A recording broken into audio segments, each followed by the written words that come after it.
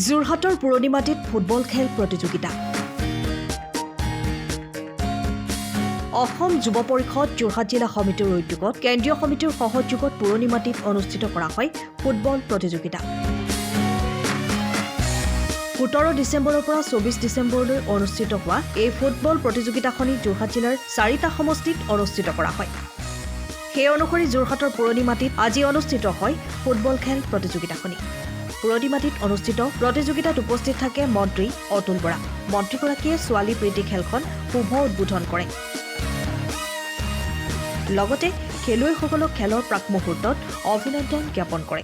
গণপৰিষদ দলৰ ভাতৃ সংগঠন অসম যুৱ পৰিষদৰ কেন্দ্ৰীয় সমিতিয়ে অসম যুৱ পৰিষদ যোৰহাট জিলা সমিতিৰ উদ্যোগত জিলাখনৰ 4টা বিধানসভা সমষ্টিতে গ্ৰাম্য ফুটবল টুৰ্ণামেণ্ট অনুষ্ঠিত কৰিছে। 4টা বিধানসভা সমষ্টিৰ এনেধৰণৰ গ্ৰামাঞ্চলৰ ভিতৰুৱা ষ্টেডিয়ামবিলাকত খেলপথাৰবিলাকত টুৰ্ণামেণ্ট চলি আছে। আজি ইয়াত ইতিমধ্যে 3খন তেনেধৰণৰ মেটচ অনুষ্ঠিত হৈ গৈছে।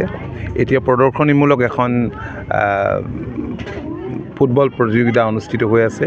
2টা গাৰ্লছ টিম খুব ভাল খেলিছে আৰু মই ভাবোঁ যে এনেধৰণৰ যুৱ পৰিষদৰ উদ্যোগে স্বাভাৱিকতে গ্ৰামাঞ্চলৰ বহুতো প্ৰতিভাসম্পন্ন খেলুৱৈক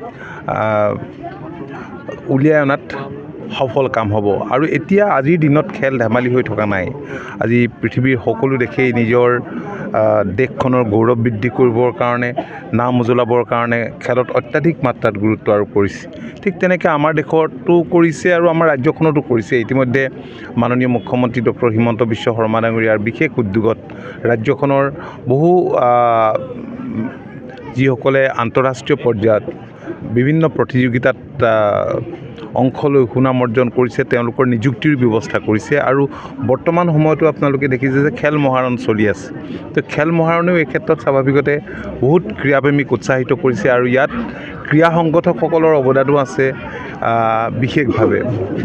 গতিকে মই অসম যুৱ পৰিষদৰ কেন্দ্ৰীয় সমিতিৰ সমূহ কৰ্মকৰ্তা, অসম যুৱ পৰিষদৰ যোৰহাট জিলা সমিতিৰ কৰ্মকৰ্তাক এনে উদ্যোগৰ বাবে তেওঁলোকক বিশেষভাৱে ধন্যবাদ জনাইছোঁ। যোৱা 17 তাৰিখৰ পৰা 17 ডিচেম্বৰৰ পৰা 24 ডিচেম্বৰলৈকে যি সপ্তাহজোৰা যুৱ পৰিষদৰ যোৰহাট জিলা সমিতি কেন্দ্ৰীয় সমিতিৰ সহযোগত, অসম যুৱ পৰিষদৰ কেন্দ্ৰীয় সমিতিৰ সহযোগত ফুটবল প্ৰতিযোগিতা যোৰহাট জিলাৰ 4টা বিধানসভা সমষ্টিত যি ফুটবল প্ৰতিযোগিতা পাতিছে, তাৰ মূল উদ্দেশ্যটোৱেই হৈছে যে নতুন প্ৰজন্মক, গ্ৰাম্যাঞ্চলৰ যিবিলাক উঠি অহা যুৱক, যিবিলাক প্ৰতিভা, এই প্ৰতিভাবোৰক এটা প্লেটফৰ্ম দিয়া।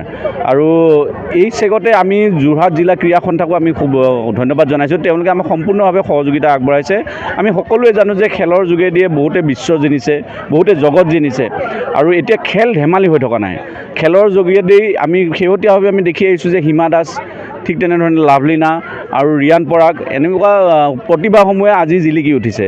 গতিকে আমিও নতুন প্ৰজন্মক এটা প্লেটফৰ্ম দিব বিচাৰিছোঁ আৰু প্লেটফৰ্মৰ যোগেদি যাতে গ্ৰাম্যাঞ্চলৰ যিবিলাক যুৱক যুৱতী, গ্ৰাম্যাঞ্চলৰ যিবিলাক খেলুৱৈ, সেই খেলুৱৈসমূহ যাতে তেওঁলোকৰ প্ৰতিভা বিকাশ কৰিবৰ কাৰণে এখন মঞ্চ পায়, তাৰ কাৰণে আমি যুৱ পৰিষদে চেষ্টা চলাই আছোঁ। যোৰহাট জিলা গ্ৰাম্যাঞ্চলৰ কিমান দলে ইয়াত অংশগ্ৰহণ কৰিছে? প্ৰায় 40টা দলে এই প্ৰতিযোগিতাখনত অংশগ্ৰহণ কৰিছে আৰু প্ৰত্যেক দিনাই 6খনকৈ গ্ৰাম্যাঞ্চলৰ খেলপথাৰত এই প্ৰতিযোগিতাসমূহ হৈ আছে। আৰু দৈনিক আজিতো ছেকেণ্ড ৰাউণ্ড আৰু আজি বিশেষকৈ মহিলা ফুটবল দল দুটি আজি ইয়াত প্ৰতিযোগিতাত অংশগ্ৰহণ কৰিছে। ব্যুৰ' ৰিপৰ্ট, টাইম অফ আছা। সময়ৰ খবৰ সময়ত পাবলৈ ফ'ল' কৰক টাইম অফ আছা।